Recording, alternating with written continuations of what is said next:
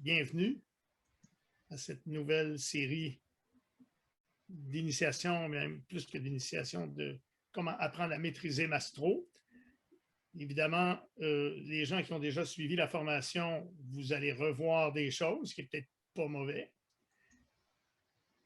Il y aura des choses nouvelles aussi, compte tenu, évidemment, que Mastro a évolué.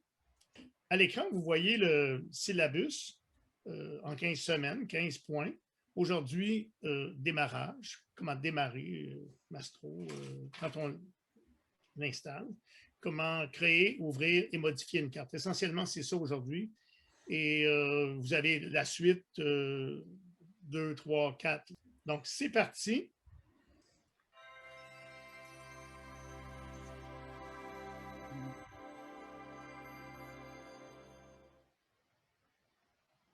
Démarrage, créer, ouvrir et modifier une carte.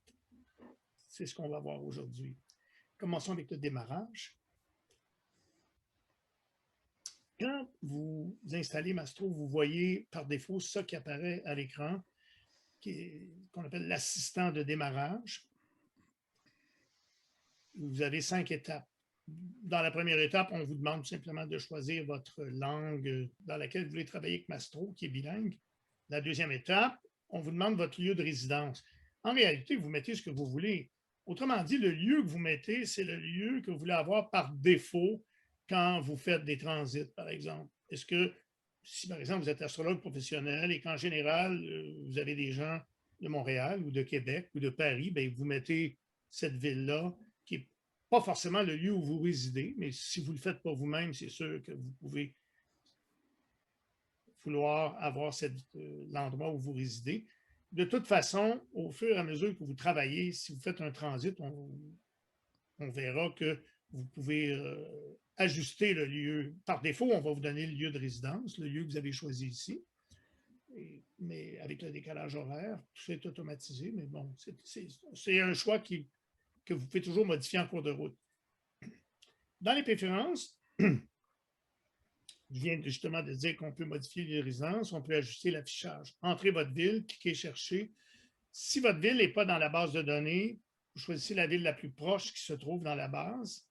Et pourquoi la plus proche? C'est pour avoir la même zone horaire. Historiquement, si vous avez un petit village qui est près d'une ville, puis le petit village n'est pas dans la banque, ça arrive des fois, ben vous prenez la ville la plus proche. Il y a une autre façon aussi d'avoir le décalage de temps, c'est on peut régler ici le -5. On peut, là, par défaut, il s'est mis évidemment à -5 pour Montréal, mais on pourrait contrôler ça en changeant le décalage. Si jamais vous l'entrez manuellement, ici, j'espère que je ne me trompe pas, c'est que si je rentre la valeur moi-même plutôt que de laisser faire Mastro, à ce moment-là, si j'avais écrit, par exemple, moi-même -5, j'imposerais un décalage de -5 à l'année longue. C'est comme si je refusais d'envisager l'heure d'été. C'est bien ça, François? Oui, oui, exact. Si tu le rentres à la main, même si j'écris -5, là, il va être bloqué à -5. C'est ça, hein? Oui. OK. Les noms des villes sont en anglais, donc n'ont pas d'accent. Montréal, Montréal, au lieu de Montréal. Et là, il y a des cas comme Bruxelles, ben c'est Brussels. Au pire, si vous ne le savez pas, vous pouvez toujours le chercher sur Internet. Je veux juste ici ajouter que je travaille justement dans les bases de données des villes actuellement. Les capitales, j'essaie de les mettre bilingues maintenant. Alors, ça se peut que Bruxelles maintenant soit... Okay. Ça rentre, là, ça marche. Mais, écoute, mais c'est sûr que je pars d'une base de données anglophone. Alors, oui. Il va y avoir villes au nom composé ont des tirets entre, par exemple, Aix-en-Provence. Il faut mettre des tirets. Trois-Rivières, tiret. Vous remarquez qu'il n'y a pas de majuscule sur Rivière. Hein? Maintenant, les villes qui commencent par Saint. Maintenant, je ne pense pas que les majuscules changent. Je pense qu'on peut chercher tout en minuscule. Oui, tu as raison.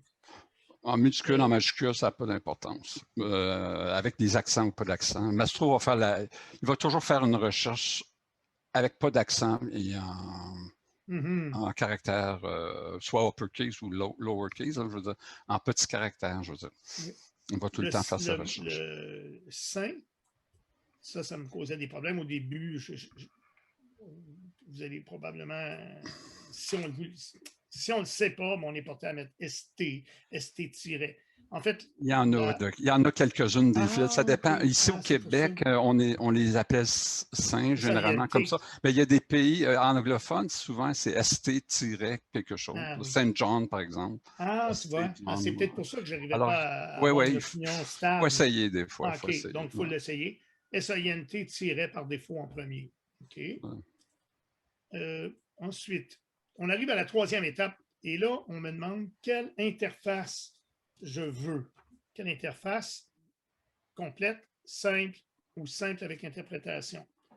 Bien, évidemment, on est dans Mastro Expert. Il y a des interprétations à gauche, en bas. On a les mots, les analyses et tout ça. Complète, il y a tout. Simple, ça ressemble, je dirais, à AstroThem. Vous n'avez pas d'interprétation, puis vous n'avez pas beaucoup de fenêtres et il n'y a pas beaucoup. Ça peut être très bien pour quelqu'un qui commence ou si vous êtes professeur, par exemple, puis vous enseignez, faire commencer vos élèves avec l'interface simple, mais vous n'avez pas accès aux interprétations. Puis une autre version, c'est simple, mais avec les fenêtres, les panneaux là, où il y a à gauche, interprétation. Donc, pardon. Je continue. La quatrième étape, c'est le choix esthétique qu'on va faire. Vous cliquez, ça a changé un petit peu par rapport à avant, c'est-à-dire je clique sur la flèche de gauche ou la flèche de droite et ça me donne accès à différents modèles, pas tous les modèles, parce qu'il y a énormément de combinaisons qu'on peut faire en choisissant ses couleurs, en choisissant l'épaisseur des traits, la couleur des traits d'aspect, etc. François vous en a choisi 5 ou 6 à titre purement indicatif. Donc, vous pouvez choisir celui que vous préférez dans ceux-là, puis le modifier par la suite selon vos préférences.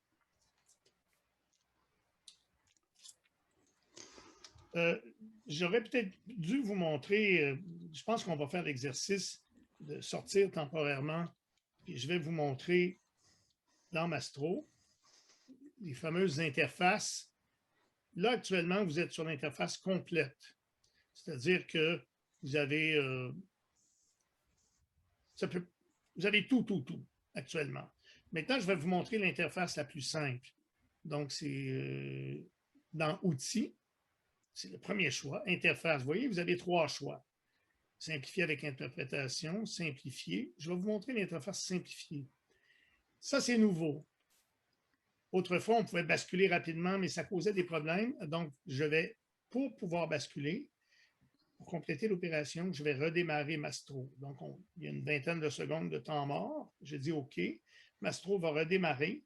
Et quand il va s'ouvrir, vous allez avoir accès, vous voyez, Mastro Expert 7.1, vous allez avoir accès à l'interface la plus simple possible.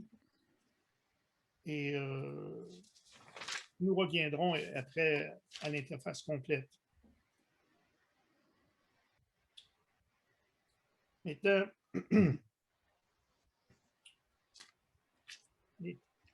tout de suite après, on va passer. Il est iconisé en bas.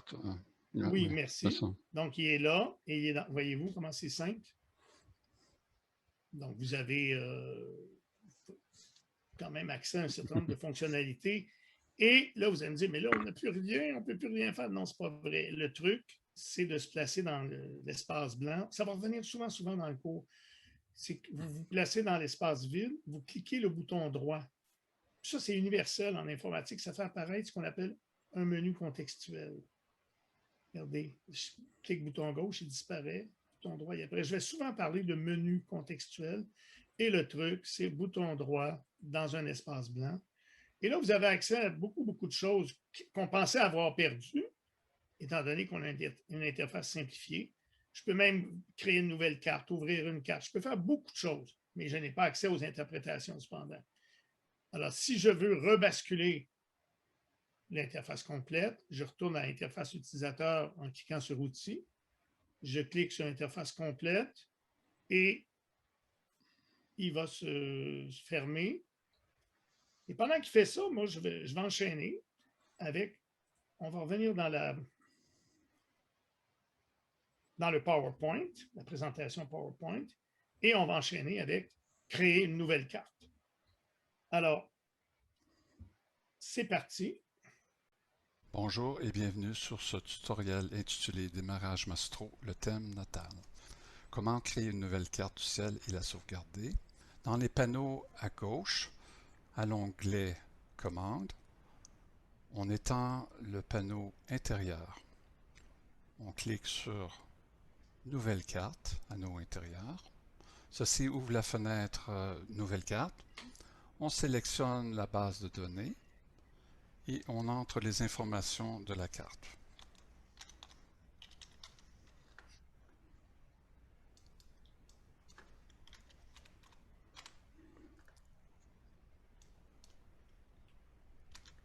Le 10 mars 1980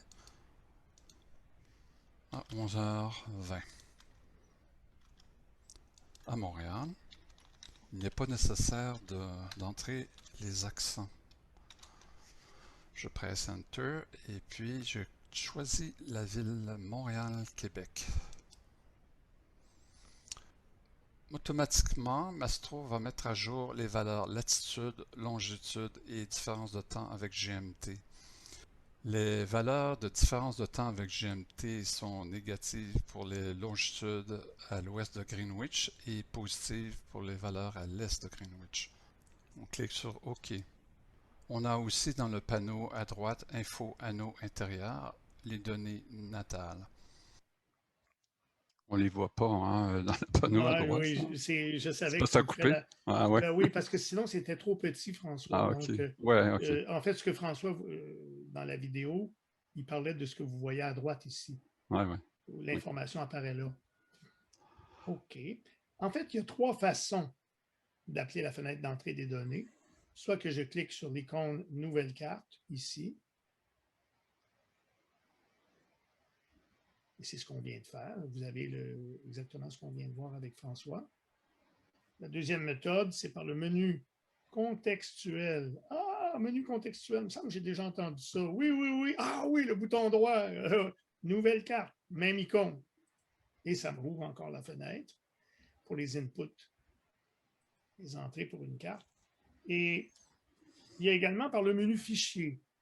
Ça, je n'y vais pas souvent par là, mais on peut y aller. Je clique sur fichier et en cliquant sur fichier, j'ai anneau intérieur, puisque la nouvelle carte va être dans l'anneau intérieur. On n'a pas parlé des anneaux intérieurs, parce qu'il y a 3 anneaux concentriques, on va en parler plus tard, mais là, pour l'instant, quand il y en a juste un, on l'appelle intérieur. Quand il y en a 2, il s'appelle encore intérieur, mais là, il y en a 2, le deuxième, c'est le moyen. Puis quand il y a 3 anneaux, bien, le dernier à l'extérieur, on l'appelle l'anneau extérieur. On reviendra là-dessus. Nouvelle carte. Oups, je l'ai perdu. Anneau intérieur, nouvelle carte. Si je clique là, mais ça fait encore apparaître la même fenêtre pour les inputs que nous venons de voir. En fait, je dis qu'il y a 3 méthodes, mais il y a une 4e méthode, une méthode alternative. Est-ce que ça vaut le coup d'en parler, François? Ou... Moi, je m'en sers de temps en autre, Oui, parce que pratique. on peut avoir, si tu fais CTRL-N, tu as les transits, c'est tout ça d'ailleurs? C'est les transits du moment présent? Oui, ça? on est le Ah, ouais. 23 mai, Bon. donc ça, c'est la carte actuelle, Ah, CTRL-N. alors, tu peux te déplacer dans le temps avec les touches, les flèches, puis tout ça, ou le Oui, calendrier, je vais ou dans le l'illustrer centre. rapidement. Ouais, c'est ça. CTRL-N, le bouton contrôle, N pour Now. Ça vous donne tout simplement par défaut une carte au moment présent. Et ce que François vient de vous dire, c'est qu'on peut éditer cette carte-là par le truchement de l'horloge qui est au centre. C'est une horloge, à la fois une horloge et un calendrier. Autrement dit, si je clique sur la date, mais ceci est éditable. 2020, je peux mettre l'année que je veux, le mois que je veux, le jour que je veux. Je fais OK. Après ça, je peux mettre l'heure que je veux, l'heure de naissance que je veux. Je la mets. Je dis OK. Et une fois que j'ai fait ça, bien évidemment, il faut sauvegarder cette carte-là. Alors, pour sauvegarder cette carte, puis je peux changer de lieu, évidemment, ça c'est très important, j'ai oublié de le dire. Donc, l'opération temporelle est au centre. Et pour l'espace, c'est plutôt ici. Je vais cliquer soit sur l'endroit, puis il va me donner l'accès à même chose, je vais pouvoir explorer pour choisir, sélectionner une ville, comme on l'a fait tantôt. Là, je vais me choisir une ville, puis je vais la garder. Ou je peux aller directement par les longitudes et les longitudes, latitudes et longitudes ici, en cliquant sur choisir les coordonnées, qui est le 4e choix. Donc, je rentre mes coordonnées moi-même. OK. Et quand tout ça est fait, bien là, je fais un clic droit de souris, encore le menu contextuel, fameux menu, et gardez le 4e choix, sauvegarder la carte de l'anneau intérieur en tant que, et là, vous allez pouvoir la nommer. Alors, c'est vraiment un chemin complètement différent, beaucoup plus pas à pas manuel, je dirais, que de remplir la fenêtre qu'on a vue avec François tout à l'heure. Et c'est un chemin intéressant pour créer une carte aussi. J'avoue que je joue beaucoup souvent, moi, avec ça ici et avec ça, mais l'étape finale de sauvegarder, ça, je ne l'ai pas fait souvent. C'est-à-dire qu'une fois que c'est fait, bien, je peux la nommer et ça va aller se mettre dans la banque de données avec les autres, comme si je l'avais rentré comme les autres. Donc, ça fait 4 possibilités. Maintenant, on va voir l'étape suivante. Donc, c'est ce que nous venons de voir. Ça vaut la peine de le réviser. La méthode panneau intérieur, on cliquait à gauche. La méthode nouvelle carte par le menu contextuel. La 3e méthode par le menu fichier, un résumé rapide. Maintenant, on va aborder comment ouvrir une carte. Comment ouvrir une carte qui existe déjà. Donc, nous avons vu déjà comment créer une nouvelle carte. Mais on peut également puiser dans une banque de données de célébrités pour faire apparaître une carte qui a déjà été calculée. Je clique ici sur ouvrir une carte et je vais changer de données. Je vais passer dans les données publiques. Et là, j'ai des centaines de célébrités. Et aujourd'hui, on va s'intéresser au Dalai Lama. Je clique sur son nom, je fais OK. Et comme il a déjà été calculé, la carte apparaît tout de suite à l'écran.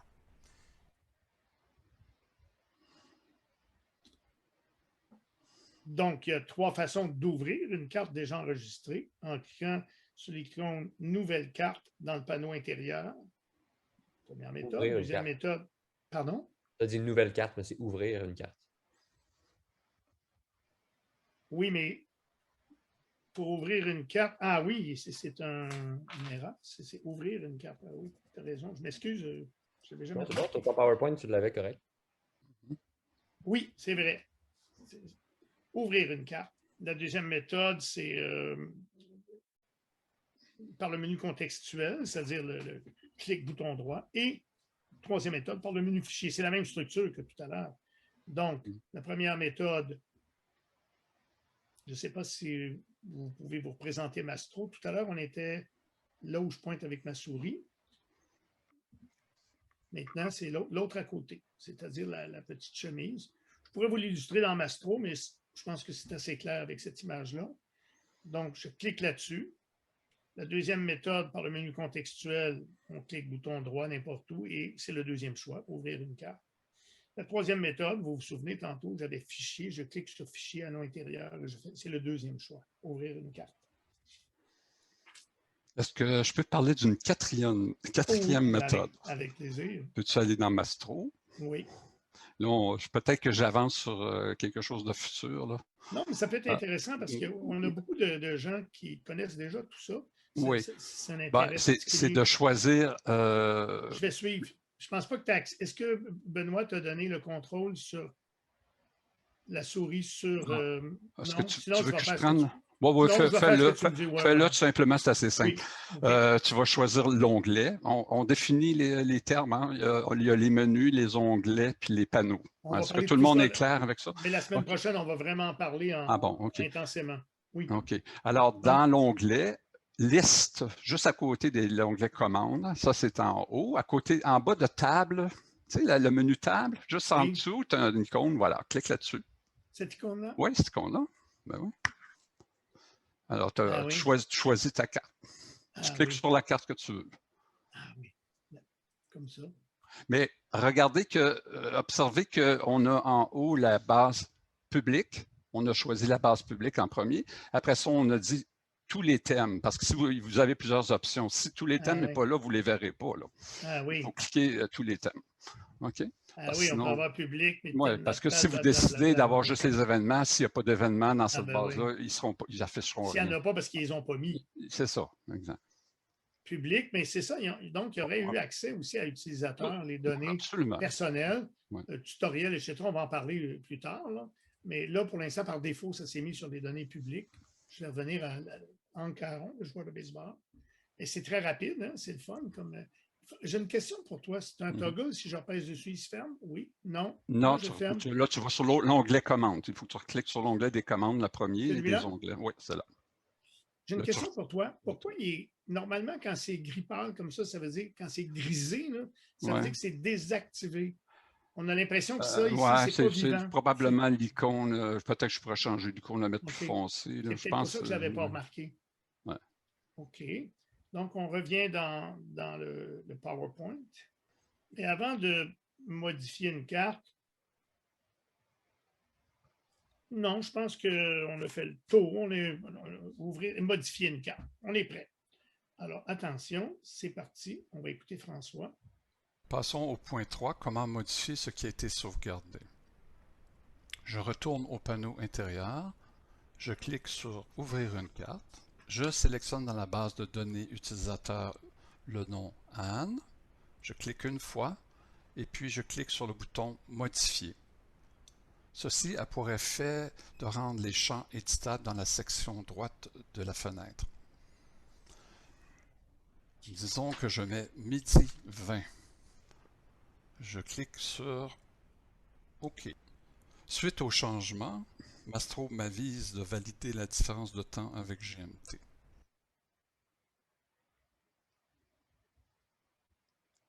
Comment modifier ce qui a été sauvegardé? Je pense que c'est assez clair. Donc, est-ce que ça vaut la peine de réviser ou d'après toi, François, c'était... je ne sais pas pour moi, ça va. Pas très compliqué. Moi, j'ai pas de problème. Je me rends compte que j'ai oublié quelque chose tout à l'heure. Quand on était, avant de passer à dupliquer une carte, j'aimerais revenir un petit peu sur... ça aurait été le temps de parler de ça. Donc, je vais revenir dans Mastro. Et donc, je vais aller sur ouvrir une carte. Il y avait des commentaires peut-être qui auraient été importants de faire. Bon, là, je suis sur le dossier. Bon, les données. J'avais dit qu'on en parlerait plus tard, mais c'est maintenant qu'il faut en parler. Regardez, si je clique ici sur l'onglet, pas l'onglet, un menu déroulant. Le menu déroulant. Là, je vois que j'ai des choix. Données publiques, c'est fourni par nous. Données utilisateurs, ce sont vos... On recommande de mettre surtout là-dedans des gens que vous connaissez personnellement. Vous avez vos clients, si vous êtes professionnel, qui n'est pas du tout la même chose. Alors, moi, j'ai des accidents, pas une recherche. Mais vous avez aussi tutoriel. Alors, c'est quoi l'idée, finalement? Et Current Biography, ça, c'est pour moi. Je ne pense pas que vous l'ayez. François avait fait ça pour moi. Il faut bien que j'ai mes petits privilèges un peu. Alors, pour ses recherches. Oui, c'est ça, c'est pour la recherche. Alors, utilisateur, c'est quoi la différence entre client et utilisateur? Bien, moi, je pense que ça paraît évident. Un client, vous découvrez cette personne-là à travers l'astrologie, tandis qu'utilisateur, vous la connaissez déjà d'avance. Et vous faites un apprentissage à partir de ce que vous savez déjà. Ce n'est pas pareil du tout. Tutoriel, c'est plus comme pour des trucs spécifiques. Vous voyez, j'ai des événements ici, l'attentat Charlie Hebdo, etc. Ou des gens sur qui je me pose des questions. C'est plus comme un outil de recherche, si vous voulez, personnel. OK. Maintenant, lors d'une mise à jour de Mastro, ça se peut qu'on écrase les données publiques. C'est quoi écraser? Peux-tu expliquer, François? Ben, on écrase le fichier, on le remplace. On remplace le fichier automatiquement dans toutes les mises à jour. on remplace toujours ce fichier de cette base de données qui est la base publique, là, par exemple, pas les tutoriels. On ne touche pas aux autres bases de données. On touche toujours, on se réserve le droit. Donc, si vous mettez des données dans la base publique, vous allez les perdre après la prochaine mise à jour. Alors, ou à moins que vous fassiez une copie de votre base de données publique, vous la mettez de côté, vous faites la mise à jour, puis vous remettez votre base publique. Mais là, s'ils font ça, ils vont perdre nos innovations. Si nous, on a rentré 100 nouvelles cartes. Exact, vous allez perdre les nouvelles cartes. Donc, la bonne stratégie, François, est-ce que ça serait justement de les mettre dans le tutoriel?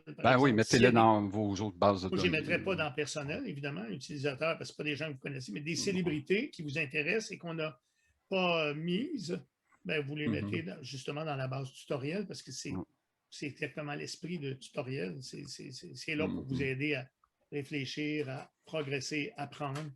Donc, ce n'est pas des clients, ce n'est pas non plus des gens que vous connaissez. Je pense que c'est là que je le mettrais, moi. Comme ça, vous ne l'avez pas perdu. Et là, si vous voulez absolument l'avoir dans le public, bien là, ce que vous allez faire, c'est que vous irez dans votre base de tutoriel. Mettons le personnage Gilles Vigneault, qui n'était pas là. Vous l'avez ajouté et vous voulez le mettre dans le public parce qu'on ne vous l'a pas donné. On va justement voir ça. Ça s'appelle dupliquer une carte. On était justement rendu là. Faisons-le. Disons, je prends un exemple.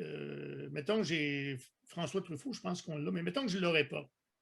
Là, il est numéroté parce que c'était pour une recherche. Alors, je choisis François Truffaut, mais je ne clique pas sur dupliquer tout de suite parce que si je clique sur dupliquer, il va dupliquer là où nous sommes. C'est-à-dire qu'il va dupliquer François Truffaut au même endroit. C'est-à-dire, je vais vous le faire pour le fun. Regardez, il va le dupliquer. Puis là, maintenant, je me retrouve avec 2 François Truffaut.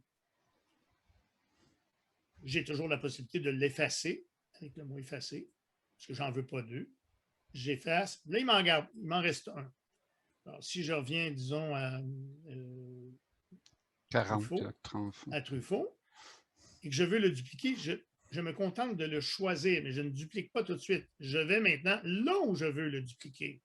Alors, je m'en vais dans ma base publique, par exemple. Vous voulez compléter votre base publique et vous dupliquez.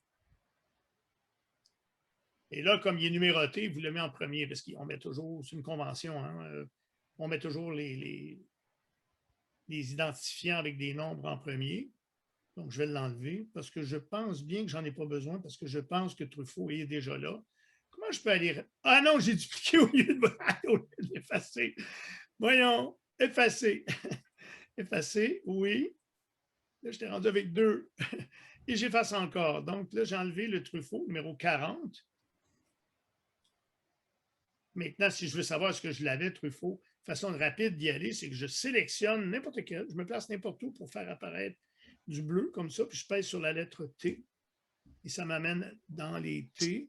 Si tu es bien rapide, tu fais TR, tu vas arriver à TR. Oui, c'est ça. Et là, je suis à TR. Et Truffaut est là. Vous voyez, il est là. Je l'avais déjà, parce que c'est quelqu'un de très, très important. Ou encore, si tu es vraiment très, très vite, tu fais TRU. Là, oui, mais je fais ça, Benoît. Moi, je ne tape pas vite. Oui. Donc, si on revient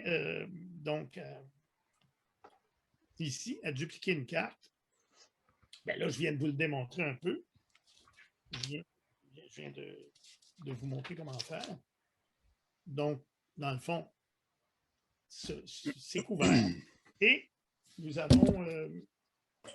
est-ce qu'on peut dire qu'on a couvert la matière? Il reste quelque chose de délicat à voir, qui est l'affaire finalement la plus intéressante qui va être nécessaire pour faire le devoir. À propos des devoirs, je ne vais pas vous le montrer tout de suite pour ne pas vous distraire. Je vais en parler avant. Le premier devoir, si vous voulez vraiment jouer le jeu, et vraiment vous voulez profiter de votre apprentissage, mais la première règle, qui est fantastique, ça a été démontré ça en psychologie, c'est que plus vous révisez rapidement, plus il y a une empreinte de mémoire qui se fait forte. Autrement dit, si vous attendez 3-4 jours pour revoir la leçon, c'est beaucoup moins bon que si vous la revoyez dès demain au plus tard. Puis ça a été vraiment démontré. Je me suis beaucoup, beaucoup intéressé au sujet de la mémoire. je ne suis pas le seul, il y a Jean-François dans le groupe aussi qui pourrait valider ce que je viens de dire. Ça, c'est bien connu. Donc, rapidement. Et c'est pour ça que j'insistais beaucoup, beaucoup auprès de Benoît pour qu'on envoie la vidéo le plus vite possible pour que vous puissiez réviser rapidement. Alors, la première chose à faire dans le devoir, c'est justement, je viens de dire le mot, c'est de réviser.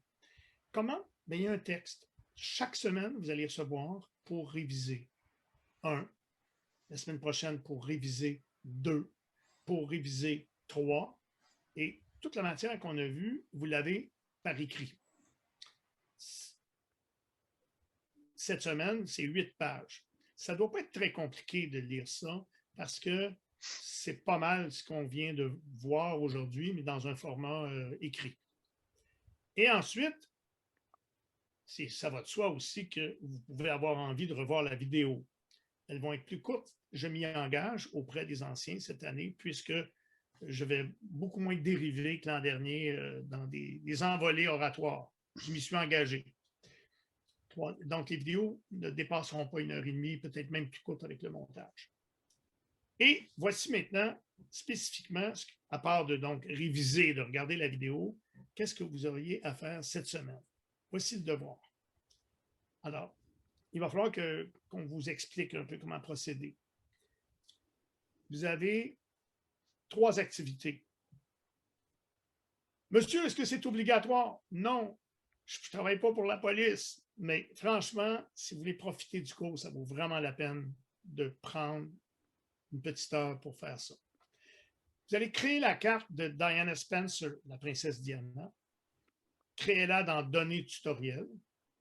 Et là, je vous donne ses coordonnées. Elle est née le 1er juillet 61 à 19h45 à Sandringham, United Kingdom. Deuxièmement, quand vous aurez réussi à créer cette carte, je vous invite à créer la carte de Boris Yeltsin, toujours dans Données tutoriel, qui est né le 1er février 1931 à midi précise à Boutka, Russie. Et la troisième activité, il y en a qui n'auront pas besoin de la faire parce qu'ils l'ont déjà fait, mais vous pourriez en profiter pour améliorer ce que vous avez.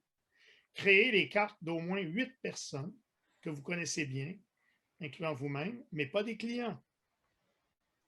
Des cartes de gens que vous connaissez antérieurement, en amont de l'astrologie, sur lesquelles vous allez pouvoir construire votre compréhension de certains concepts. Et vous les mettez évidemment dans Données utilisateurs.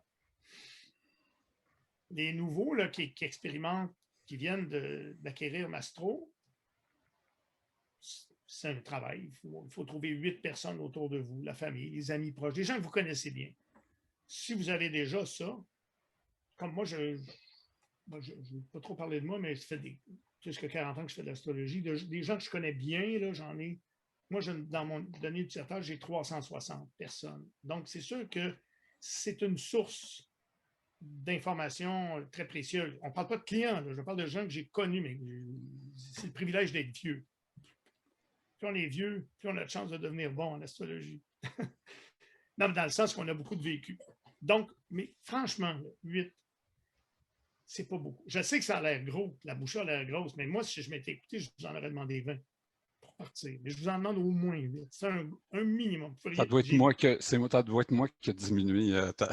Oui, c'est toi. Mais je me souviens, je pense que j'avais écrit 15. C'est toi qui m'as fait baisser à 8. Voyons donc. Tu trouvais que j'étais trop père fouettard. Absolument. Mais tu es d'accord avec moi, François, que oui, ça prend. D'ailleurs, il y a quelqu'un le chercheur que j'admire le plus au monde, c'est un Finlandais, je vais vous en parler souvent parce que c'est une rencontre extraordinaire que j'ai faite, mais je ne l'ai jamais rencontré en personne. C'est Kyösti Tarvainen. C'est sûrement le meilleur chercheur vivant actuellement au monde. Il a fait une recherche à un moment donné, puisqu'il est mathématicien, entre autres, mais c'est un astrologue de longue date. Et il a fait une étude pour montrer c'est quoi le nombre minimal de cartes qu'on doit connaître pour couvrir à peu près l'ensemble de toutes les situations possibles. Puis il a fait un long calcul, en tout cas. Il a écrit un article là-dessus. Je t'en ai déjà parlé, Benoît? François? Il me semble que tu m'as dit ça. Te souviens-tu du chiffre? Je pense que c'est 100. Oui, c'est pas si pire. C'est une bonne nouvelle parce que 100, franchement, à moins que vous ayez 18 ans, là, c'est quand même pas si pire. Pensez toute la famille, les plus vieux, les plus jeunes, mon oncle, ma tante, les cousins, vos amis, votre cercle d'amis, les gens que vous connaissez dans des groupes, des loisirs, etc. Bon, évidemment, ça suppose que vous osiez demander aux gens leur date de naissance, leur heure de naissance.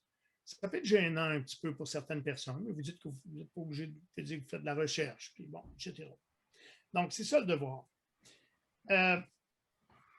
Je pense que on va regarder. Je ne ferai pas Diana Spencer, bien sûr, pour ne pas brûler le sujet. Je ne ferai pas Boris Yeltsin, mais ça pose des difficultés. Entre autres, Boris Yeltsin, si je fais la recherche Boutka, ce n'est pas dans la base de données. Qu'est-ce qu'on fait? C'est ça qui est en fait le plus intéressant aujourd'hui pour tout le monde et surtout pour les plus avancés. Ça, c'est vraiment essentiel d'être capable de se démerder, de se débrouiller lorsque j'écris bout de cop, ça ne marche pas. Je pense que j'ai un exemple. Je pense que, évidemment, je vais faire quelqu'un d'autre avec vous. Si ma mémoire est bonne, je pense que c'est Georges Moustaki. J'ai ses coordonnées quelque part. On va le faire dans la... Je vais revenir donc dans la... Parce que je vais vous illustrer, évidemment, la difficulté. Donc, je vais aller dans Mastro. Qu'est-ce qu'il me fait là? J'ai un crayon ici. Comment je fais pour me sortir de ça? Le crayon. Bon, ça y est. Mastro. Je vais aller dans la banque, donc entrer une carte. Je veux créer la carte. Je ne le mettrai pas dans les données publiques. Mais je vais vérifier si on l'a d'abord. Je crois bien. Je pense que Moustaki, on doit l'avoir. Ouais, juste... Ah oui, là, c'est parce que là, ouais, c'est ça. Là, je ne peux pas. Ah oui, ça, c'est une erreur que je fais souvent. Tu veux rentrer une carte, mais tu ne peux pas te promener. Tu peux juste écrire ici. Si on veut savoir ce qu'il y a, ce n'est pas le bon chemin. Il faut aller dans... Il faut fermer cette fenêtre. Non, là, annuler. Oui. Ah oui, là, il est... Non, là, okay. T'es pris, là. Ouais, OK, annuler. Annuler. Il faut aller ici. Il faut aller dans « Ouvrir une carte ». Et là, il va me permettre d'explorer. Alors, si je fais MO, Moustaki, est-ce qu'il est là? RS, Moustaki. Ah non, il n'est pas là. Ah non? Ça me surprend. Mais oui, moi François, aussi, tu me surprends. Ben, je suis étonné, là. Tu es un fan de Moustaki, non? Ben, j'aime bien Moustaki. Oui, je sais. Ça a été une de mes idoles. Ben, je sais. Donc, OK. Alors, est-ce qu'il serait peut-être fait dans le tutoriel? Parce qu'il me semble que je l'avais fait justement pour le cours. Donc, si je vais dans... Il doit y avoir une raison. Peut-être qu'on n'a pas... Son heure est inconnue ou quelque chose comme ça. C'est pour ça, je pense qu'on ne l'a pas.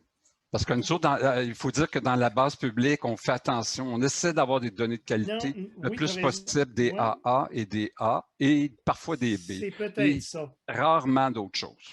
Mais on essaie d'avoir des données de qualité. Ça serait à vérifier, François. Mais moi, ici, j'ai 3 mai 1934, 7 heures, Alexandrie, Égypte.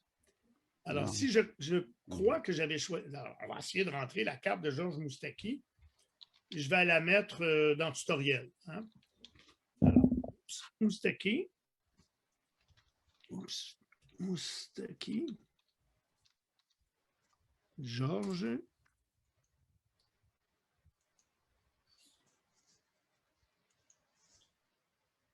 Ah, pourtant, on a des données AA. OK, bon, écoute, je vais le rajouter. Tu l'as trouvé où? Sur AstroDataBank. Oui, on en parlera d'AstroDataBank, qui est une source formidable aussi à connaître. Donc, je vais maintenant l'année, on a dit 1934.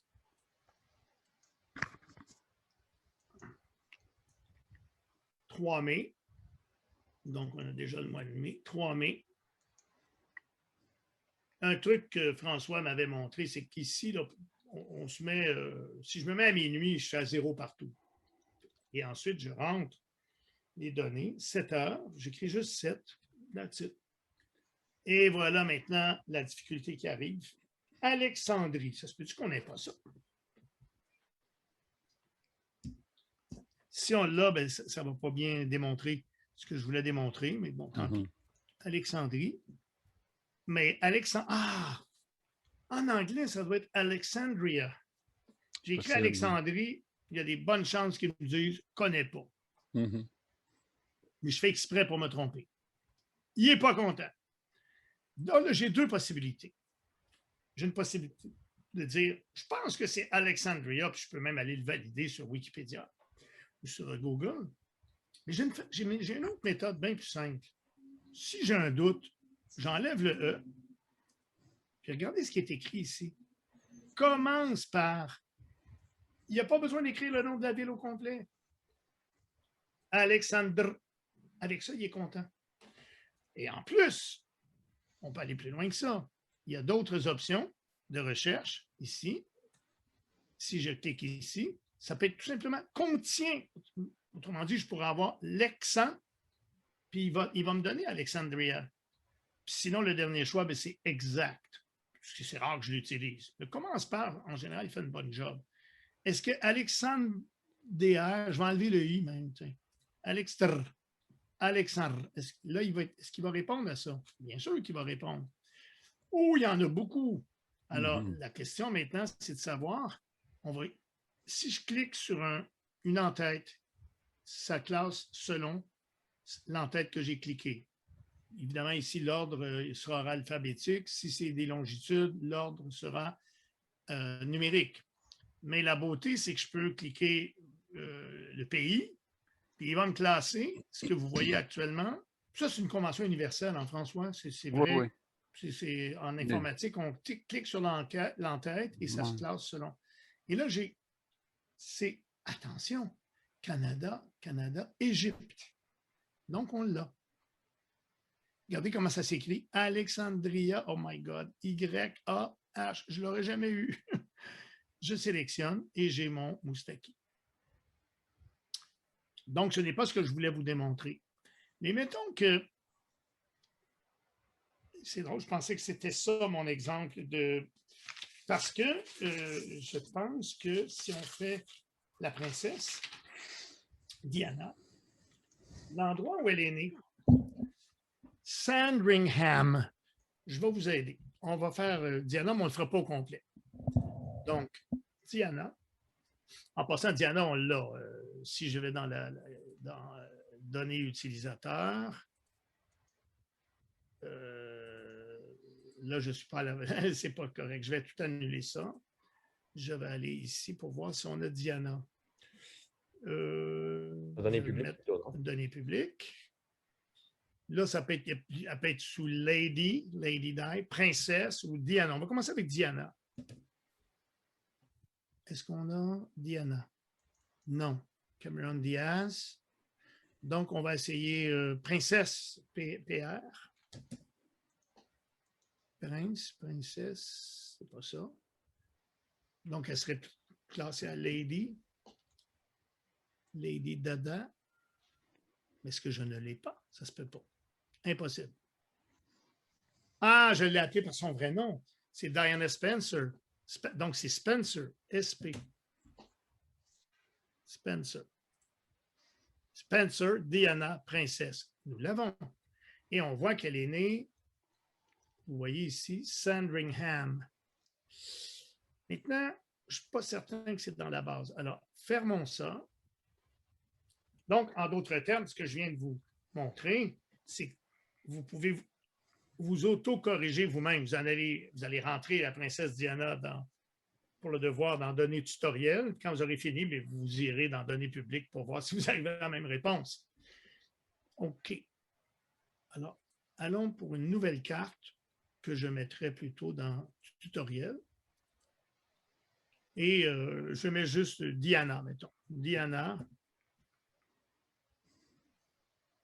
Oh, non, on va faire les choses correctement. Spencer. Ça, c'est vraiment compliqué quand on fait de la recherche. Si vous allez sur Wikipédia, sur différents sites, souvent, il y a des gens qui ont plusieurs noms. Est-ce qu'on l'appelle, surtout les royautés, là, tout ça. Est-ce que c'est princesse, Diana, Spencer, son nom de famille? Et c'est pas très consistant. Tu as remarqué, en François, c'est très variable. Hein? Il n'y a pas de règle claire. Ouais. C'est un peu emmerdant. Donc, Lady Diana, ici, donc, je vais dire que je vous ai donné qu'elle était née le 1er juillet 1961. Là, je vous le fais, mais vous le referez tout simplement comme exercice. 1er juillet 61. Et elle est née à midi. Non, je m'excuse, 19h45. Je confonds avec l'autre. 19h45, c'est Yeltsin qui est né à midi. Et l'endroit. Alors, je vais le décrire. Sand, S-A-N-D, Ring, Ham, United Kingdom. Sandringham, je n'ai pas fait de faute. Et là, je cherche.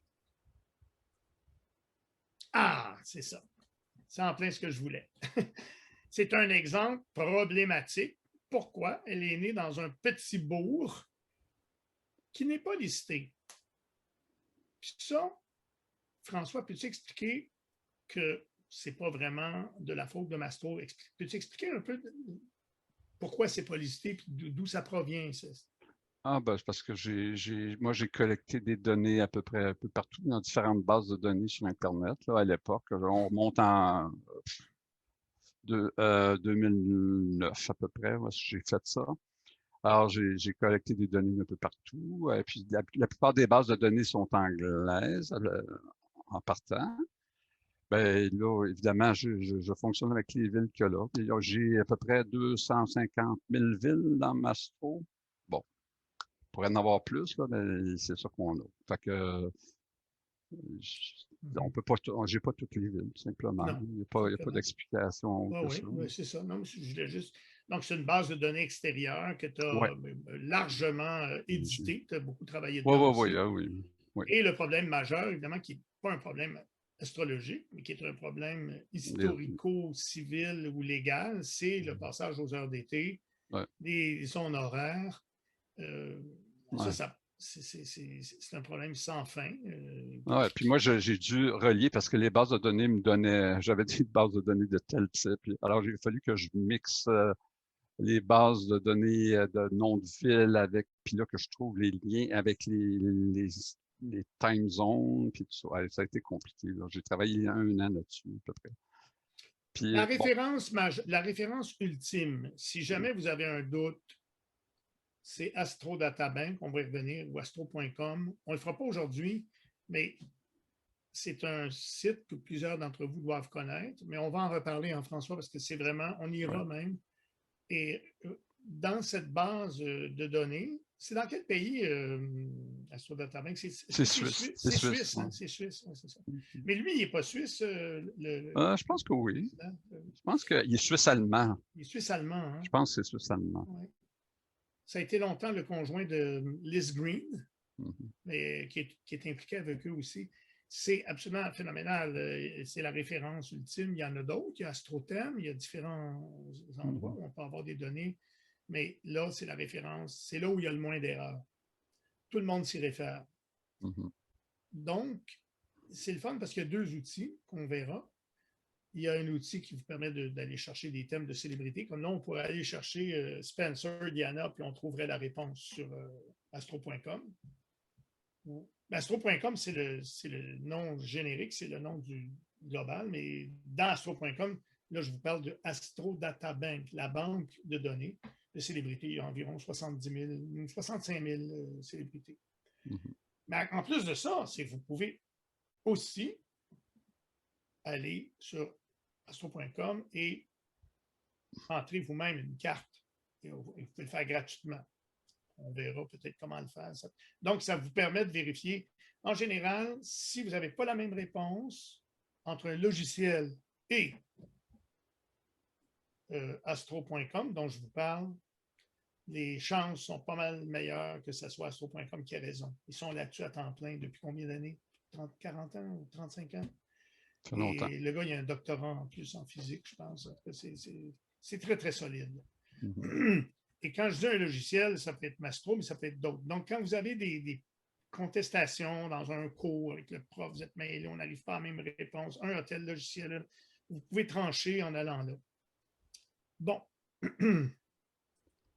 Donc là, je n'ai pas Sandringham. Qu'est-ce que je fais? Ben, voici le truc. Là, François, tu me sors. Si vous ne savez pas, comme dans le cas de Boris Yeltsin, qui est né à Boutka, vous allez être obligé d'aller sur Google Maps. Vous n'allez pas prendre... c'est pour ça que j'ai mis Yeltsin, je m'en souviens. Là. C'est que la Russie, c'est très grand. Hein? Donc, il y a 3 fuseaux horaires, un peu comme au Canada ou aux États-Unis. Si, pour avoir accès à Boutka, vous dites, je vais prendre une ville proche. Ah, ben oui, Moscou. Non, vous allez vous planter. Ce n'est pas dans le même fuseau horaire que Moscou. Il va falloir trouver une ville relativement importante qui est dans la banque de données de Mastro, qui est dans le même fuseau horaire. Dans le cas de Sandringham, je n'ai pas trop de problèmes. L'Angleterre, il y a juste un fuseau horaire, donc on va écrire la ville la plus simple. Je n'ai même pas besoin de faire la recherche. Et c'est pour ça que ce problème-là, Diana, est plus simple. Je vais tout simplement enlever Sandringham et je vais mettre London. Je fais la recherche. Comme c'était né à London, je classe par pays. United Kingdom, London, City of London, c'est ça. Et pourquoi je fais ça? Tout simplement pour avoir ce nombre-là ici. Le 1er juillet 1961 à Londres, en Angleterre. Ici, là, c'est mon différence de temps avec le GMT. Là. On voit que c'est un DST, une heure, Daylight Saving Time, c'est une heure d'été. Je viens de régler ce problème majeur en me servant de Londres. Dans le cas de Boris Yeltsin, vous ne pourrez pas vous servir de Moscou. Vous devrez aller faire... Ça, c'est le pire des cas. Ça arrive très rarement. Très, très rarement. Mais vous allez devoir aller sur, mettons, sur Google Maps, chercher Boutka et regarder proche de Boutka une ville plus grosse que vous allez rentrer, comme je l'ai fait pour Londres ici, et ça va vous donner accès à la différence de temps avec GMT. C'est ça, c'est majeur. Ça, on n'y touche plus. Maintenant, qu'est-ce qui n'est pas correct? Il y a 3 fenêtres qui ne sont pas correctes.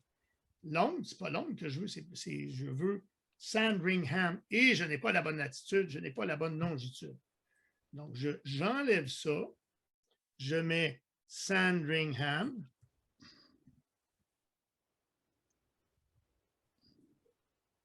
OK. Je ne fais pas la recherche parce que je sais que je n'aboutirai pas. Sandringham.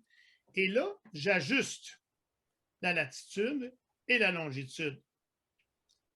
Où est-ce que je vais les trouver? Dans une donnée extérieure. Le plus simple, c'est que vous écrivez Sandringham. Vous googlez Sandringham, United Kingdom. Et si vous allez donc sur... Est-ce que tu l'as fait pendant ce temps-là, François? Non? As-tu eu le temps de le faire? Non, tu as une autre méthode, mais c'est facile. Oui, mais celle-là est facile. Celle-là est facile. Ben, moi, ce que j'ai fait, tu peux aller directement dans mettons que tu Google et faire ta recherche de ville, tout simplement. C'est ça. Mais sinon, moi, ce que j'ai fait, là, ce que je viens de le faire... On va l'expliquer après. Si tu permets, parce que j'ai peur de mélanger le monde. Mais on va le faire après. Promis, je vais te laisser. Alors, tu as trouvé quoi comme réponse pour Imaginez que vous êtes allé sur Google, vous avez trouvé la réponse. C'est quoi la réponse, la latitude, la longitude? Puis après ça, je vais te laisser expliquer l'autre méthode. Oui. J'ai pas ramassé. OK. J'ai essayé des choses. Mon téléphone. Bon. OK. Ben, écoute. Sandringham, United Kingdom. Attends, je vais te le trouver. J'ai parlé à mon téléphone, là. OK, Sandringham. Sandringham. Là, il faut faire attention parce que Norfolk, ça doit être ça. Wikipédia. Arrives-tu? Alors, moi, je te donnerais... OK, tu vas avoir la longitude et latitude, là? Oui. OK, bon, la latitude, c'est 52, 45, 49, 47 nord. 52. 49, 47 nord. 52, 49, 47 nord. Est-ce que tu as fini? Je pense que je ne vois pas l'écran. OK. Et puis, la longitude, c'est 0 degrés, 30 minutes, 50 est. Et on voit la plausibilité, puisque c'est très proche de Londres. Regardez, 0. Là, est, donc il faut remplacer W par E. Est, puis après ça, c'était quoi? Ah, Oui. tu l'as pas rentré? Non, parce que j'ai mis Est. Zéro. Ah, tu l'as perdu. OK. Ben là, attends. Là, on dit 0, 30, 50. Est. 30, 50, Est. Là, il y a une remarque hyper importante à faire, qu'il ne faut vraiment pas l'oublier. Très souvent, si vous allez, par exemple, sur Wikipédia, on ne vous donne pas la latitude en degrés, minutes, secondes, comme vient de le faire François pour nous. On vous donne la latitude et la longitude en décimales. Oh my God, je vais être obligé de convertir. Mais non. Avant de rentrer vos données, vous cliquez ici. Ça, c'est vraiment pratique. Vous allez cliquer ici sur latitude, longitude en degrés décimales. Et à ce moment-là, vous allez rentrer ce que Wikipédia vous donne, probablement 52.83 ou 82.9772, 0. Vous le rentrez en décimale. Vous pouvez le laisser comme ça, ou vous pouvez, une fois que vous l'avez fait, revenir en sexagésimal, comme vous voulez. Ça n'a pas d'importance, ça ne va pas affecter le calcul de la carte. Donc, très, très important. J'ai remarqué souvent, je pense que j'ai raison, François, sur Google, en général, les données en décimales sont plus accessibles fréquemment. Mm-hmm. Donc, il faut y penser, tout simplement, de cliquer ici, sur latitude en décimale. OK. Voilà.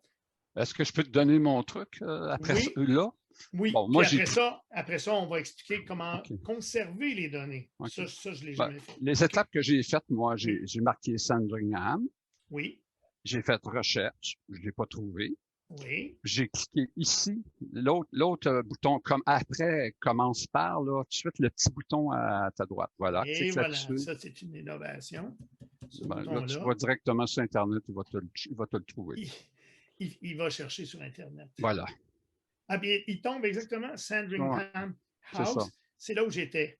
Voilà. Mais là, François, une fois que tu es rendu là, à droite, je pense qu'il donne les coordonnées. Hein, non, il faut que tu cliques. Tu cliques sur Wikipédia. Ah, peut-être qu'il l'a à droite, mais clique sur... Je clique dessus. il va te donner les coordonnées, me semble. Là où... Oui, me semble. Oui. Et contrairement à ce que j'ai dit, il ne les donne pas en décimales. Il les donne en sexagésimales, juste pour me faire mentir. Je pense que ça, c'est une amélioration de Wikipédia, probablement. Ou peut-être que je confonds Wikipédia puis Google quand on fait la recherche. En tout cas, Wikipédia vous le donne en sexagésimal, vous le prenez tel quel. Bingo. Quand on utilisait ça, François, l'an dernier, il y avait une difficulté, il me semble, au bout d'un certain nombre de coups, il fallait s'inscrire. C'est fini, ça? Non, ça c'était... il y a d'autres choses, hein? Oui, ferme le browser, là. Oui. On retourne à Mastro, OK. C'était les liens que je donne en bas, là. Tu as des liens, changement d'heure. Ah oui. Carte des zones horaires. Je pense que carte des zones horaires, moi, il ne chargeait pas. Là, maintenant, je pense, puis j'ai pas modifié le lien. Alors, peut-être qu'il est plus bon, là. Je m'excuse, j'ai pas validé ces affaires. Je vais résumer. Cette fonctionnalité-là, carte des zones horaires, c'est ça là, qui était problématique, parce qu'il fallait, au bout de 3-4 queries, requêtes, il fallait s'inscrire et tout. En réalité... Ou c'est l'autre, peut-être après, là-dessus, des noms. Je me souviens pas, il y a un des deux. En fait, la bonne méthode, c'est exactement ce qu'on vient juste de faire. J'aurais dû te laisser faire parce que je pensais que tu voulais m'embarquer dans l'autre affaire là, qui marche plus ou moins. Ça, c'est vraiment. En fait, non, Vincent, la zone horaire est encore bonne. C'est pas. Bon, ils l'ont changé. Mais la méthode, moi, je trouve de mettre une ville proche. Dans le cas présent, c'est facile, Londres. Là, on va chercher notre différence de temps avec ça. Puis après ça, on revient en arrière, on écrit la ville, on fait ce que tu dis, et on ne l'a pas, on clique là, bingo, on tombe dessus. Je vais te dire, c'est nouveau, ça. Ça ici, ce que je pointe actuellement, François, c'est nouveau.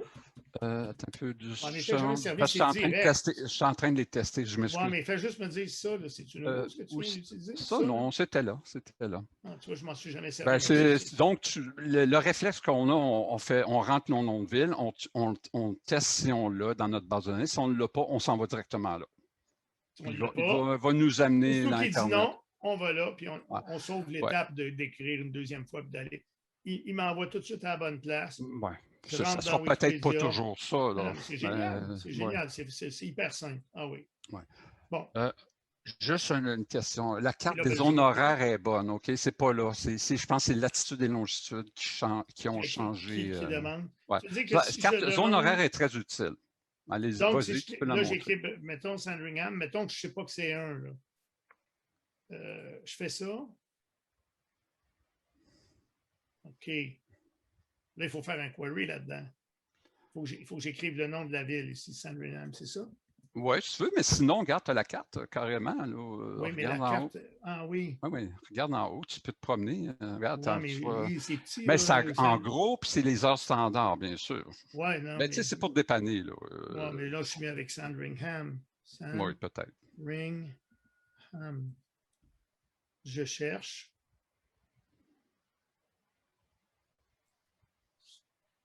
Tu vois, écoute, j'ai un J'ai jamais problème. utilisé ça de cette façon-là. Moi, je trouve que peut-être. le truc de prendre. Moi, j'encourage le truc de prendre une ville proche, que c'est pas une affaire qu'on fait souvent. Donc, je vais annuler tout ça. Vous pouvez contrôler votre réponse. Une fois que vous l'aurez, vous pourrez aller contrôler en allant dans la banque publique, puisqu'on l'a à Spencer. Et là, je vous avertis, dans le cas du devoir, du deuxième problème, du devoir, dans le cas du deuxième problème, Boris Yeltsin, j'ai fait exprès pour vous piéger d'une certaine façon en prenant un grand pays avec plusieurs fuseaux horaires. Et là, je vous répète que Moscou ne fait pas l'affaire. Donc, vous allez. Ah, mais là, si on fait Boudka, ouais, il va me donner les coordonnées avec le truc qu'on vient de voir, mais je n'aurai pas le fuseau horaire. Le fuseau horaire, je pense que moi, ce que je ferais, en tout cas pour être sûr de ne pas me tromper, j'écrirais Boudka dans Google Maps et je regarde une vraie carte géographique. Je trouve une ville, c'est comme ça que je l'ai fait. Vous trouvez une ville à côté et vous allez chercher votre fuseau horaire de cette façon-là.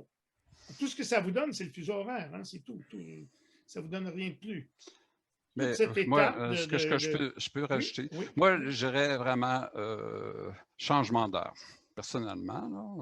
Vous savez pas. Ça marche bien? Ah oui, ici? Oui, changement d'heure. Ben, je pense, il me semble que c'est là que ça Mais, amène à la même place que carte, mais c'est un autre. Tu es en train de me dire, mettons, je mets.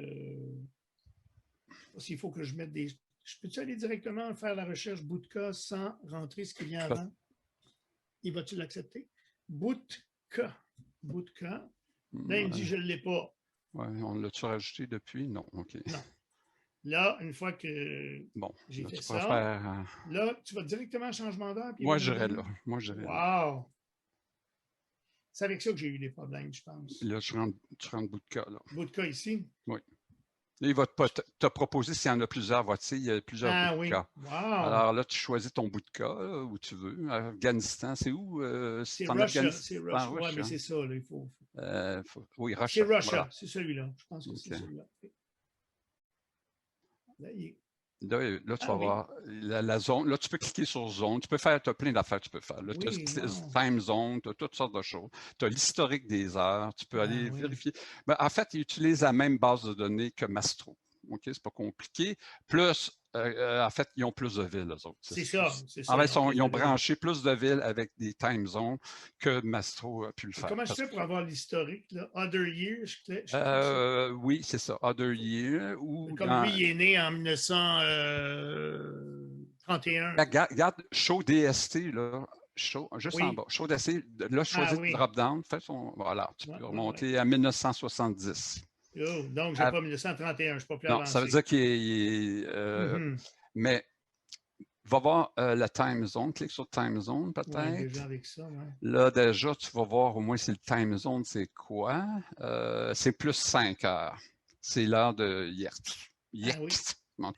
Alors, c'est un site très intéressant. Puis dans son cas, il est au mois de février, donc il n'y a pas une heure d'été.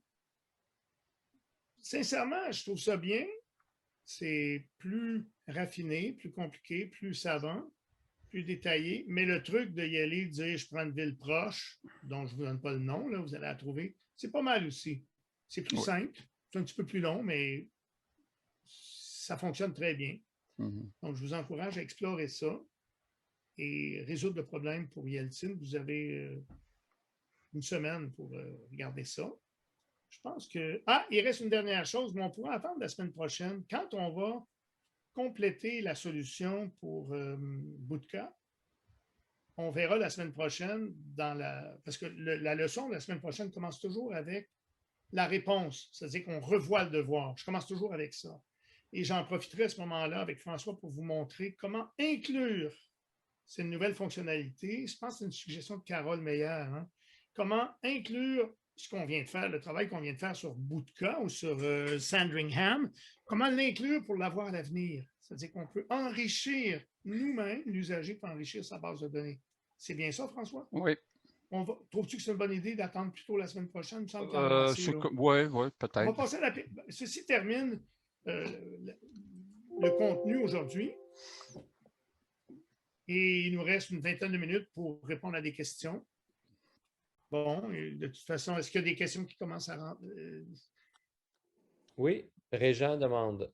Tous mes cas, j'avais les coordonnées exactes de naissance, soit des hôpitaux. J'ai utilisé Google Maps et sur ma fiche, je corrigeais la latitude et la longitude. Est-ce que c'est correct? Je vais laisser François répondre. J'ai mal compris la question. Attends, je peux lire, moi, la question directement dans le chat. Peux-tu voir ça? Oui. Ah oui. Tous mes cas, j'avais les coordonnées exactes de naissance des hôpitaux. J'ai utilisé Google Maps. Oui, c'est correct, ça. Oui, ça me paraît bien. Ben oui, c'est ce que je ferais aussi. Là.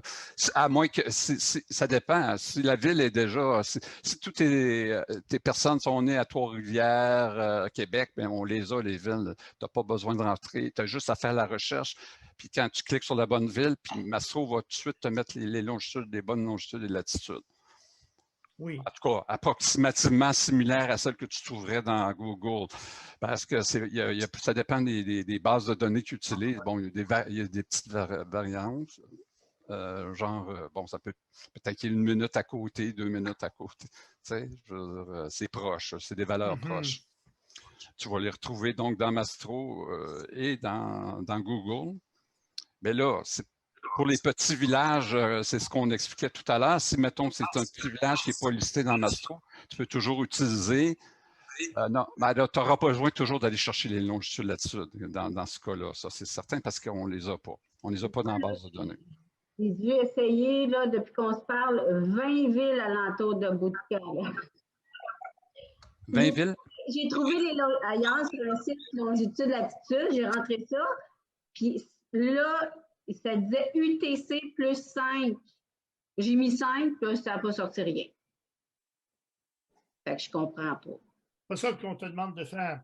On te demande de rentrer le nom de la ville que tu as trouvée, proche, plus grosse, comme si c'était la ville où est né Boris Yeltsin. Oui, j'en ai rentré. En rentrant cette ville-là, ça va te donner des coordonnées de longitude, de latitude qui ne seront pas tout à fait exactes, mais ça va te donner le bon décalage au GMT. Mais c'est ce que je veux dire, tu n'en as pas trouvé, toi, c'est ça? Oui, justement pas. J'ai dû en faire 20 là, avec des noms.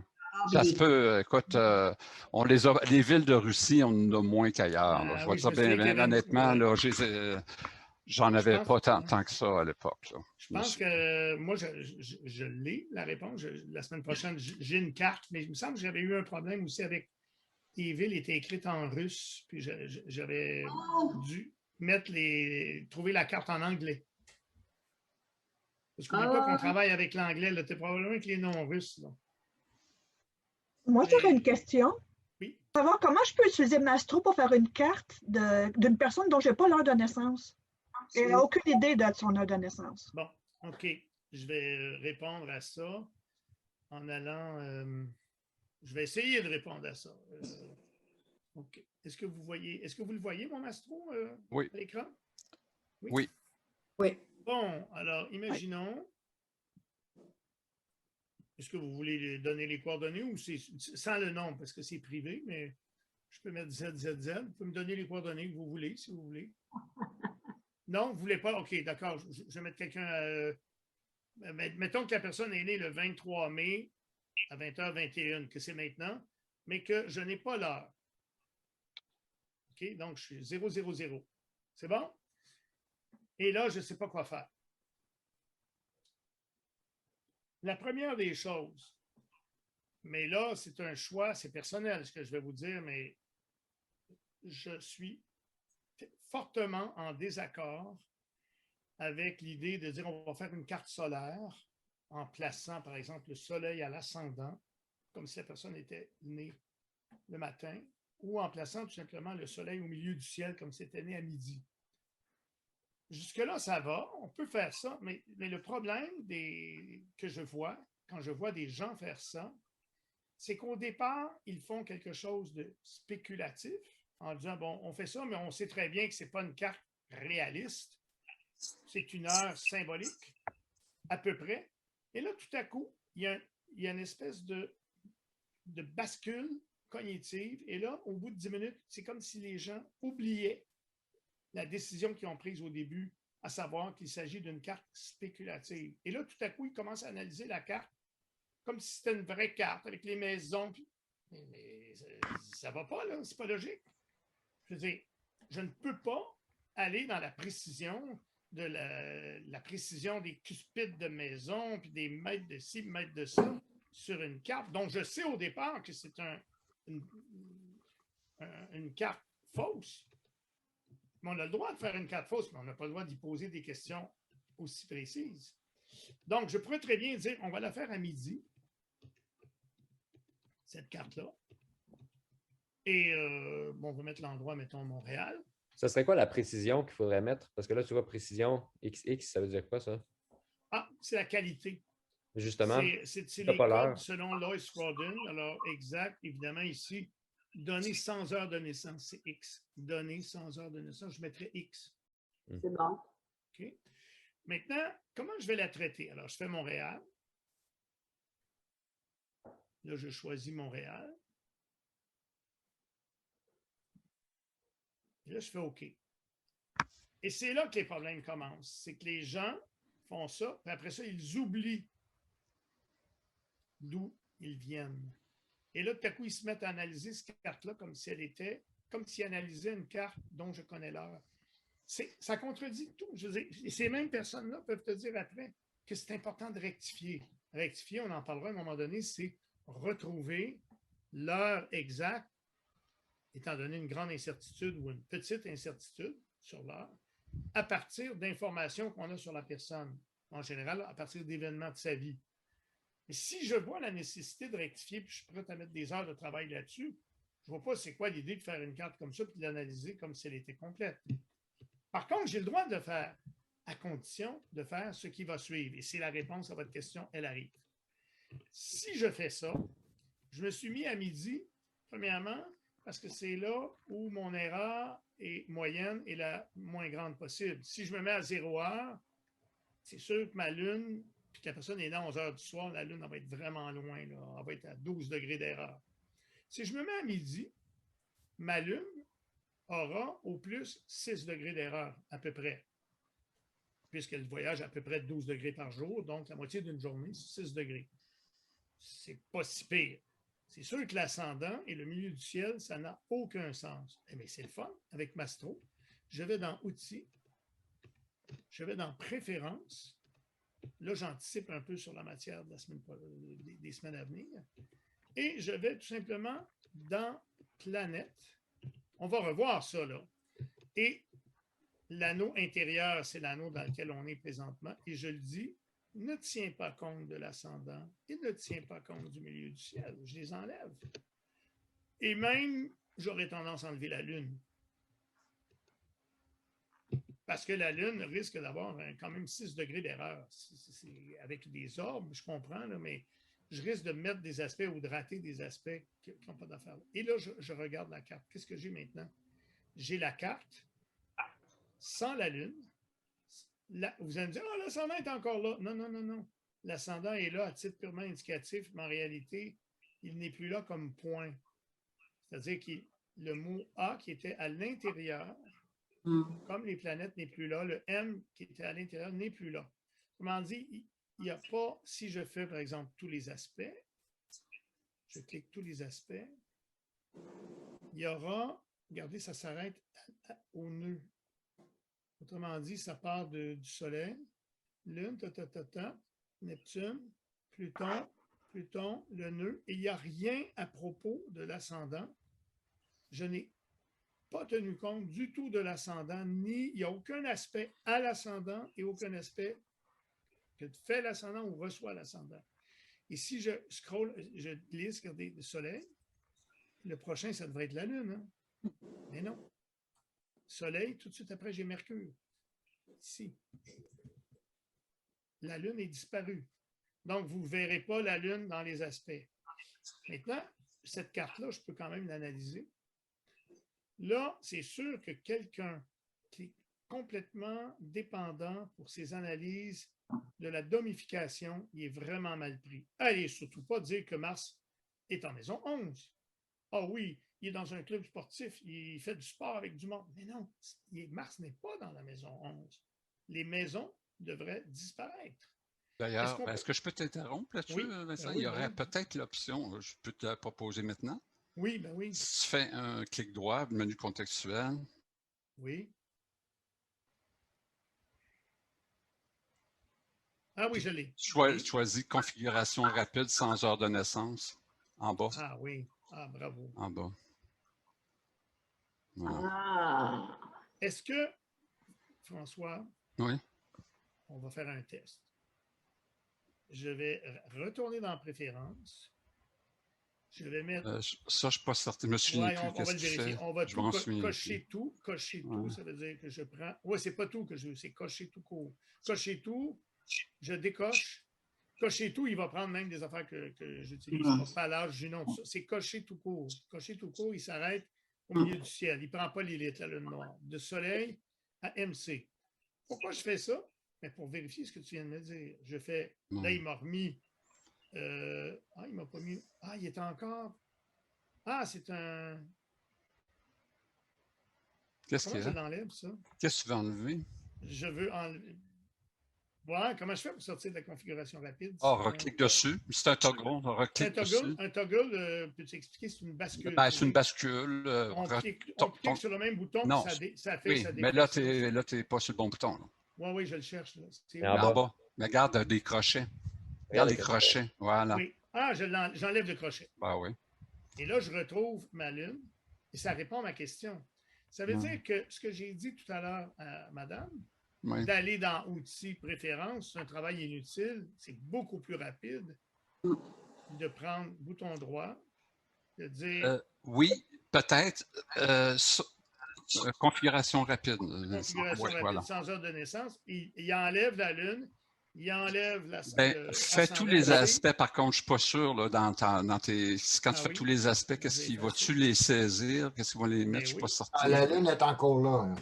Ah oui, il a raison, la lune est là. Oui. Alors, à ce moment-là, moi, je l'ai, quand j'ai codé ça, je voulais savoir quand même où était la Lune. Puis c'est à moi estimer qu'elle est 6 degrés plus loin ou 6 degrés avant. Effectivement, ça se défend. Ça se défend parce qu'on prend quand même des orbes assez larges, parce que là-dessus, on est très proche des anciens auteurs. On y reviendra, on va discuter de tout ça. Mais comme on ne travaille pas avec des orbes très serrés, la Lune a de bonnes chances à midi de faire ces aspects-là. Si ça me dérange, parce que je suis très perfectionniste, je vais dans Outils, je vais dans Préférences, je vais dans Planète et j'enlève la Lune. Vincent, il y a une autre question. Je ne sais pas si là, on n'a plus beaucoup de temps. Alors, est-ce que... oui. Passer un peu plus vite, donc, ici, je peux faire tous les aspects et on verra qu'on peut même faire l'analyse. Mais ça va être une analyse moins détaillée, une analyse. On peut quand même dire beaucoup de choses, même si on n'a pas la Lune, même si on n'a pas l'ascendant, même si on n'a pas le milieu du ciel, et même si on n'a pas les maisons. On est capable très bien de voir qu'actuellement, dans le ciel, parce que c'est au moment présent, là, Mars est opposé à Pluton. On peut voir que Mercure est conjoint à Vénus en Gémeaux. On peut voir toutes sortes de choses. Et on peut faire une analyse qui va se restreindre à ce dont on est sûr.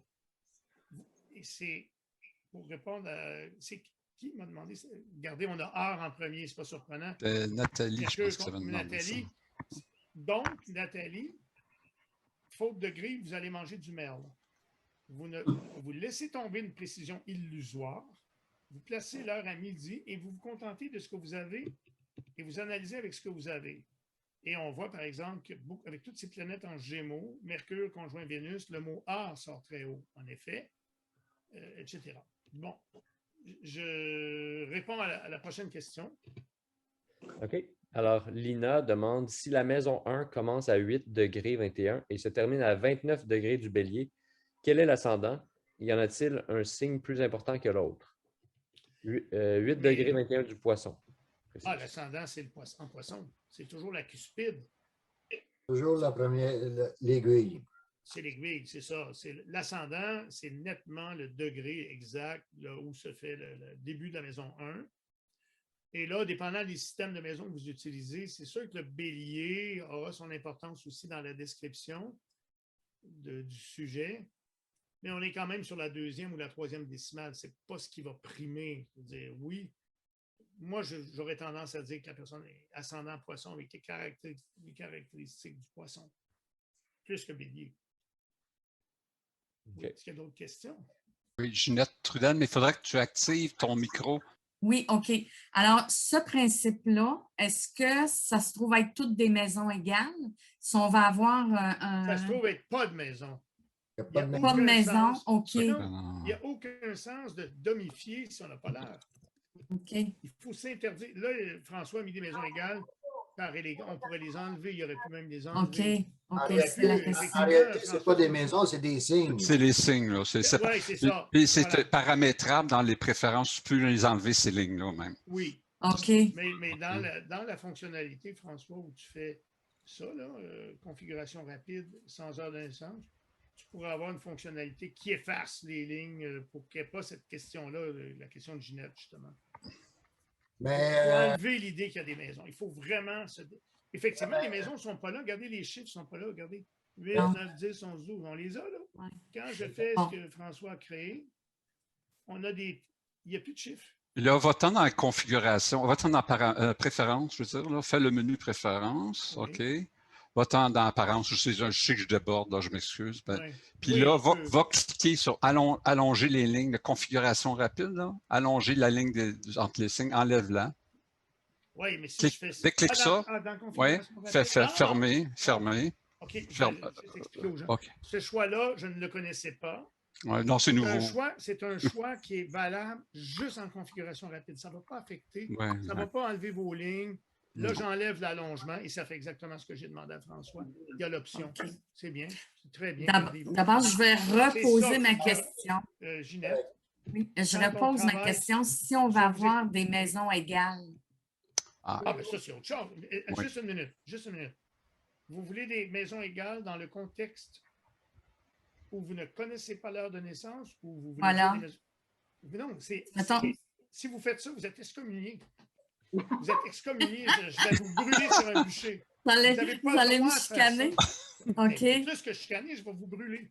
Vincent, ton micro n'est pas fort. Oui, ton micro. C'est parce que je dis des conneries, c'est pour ça.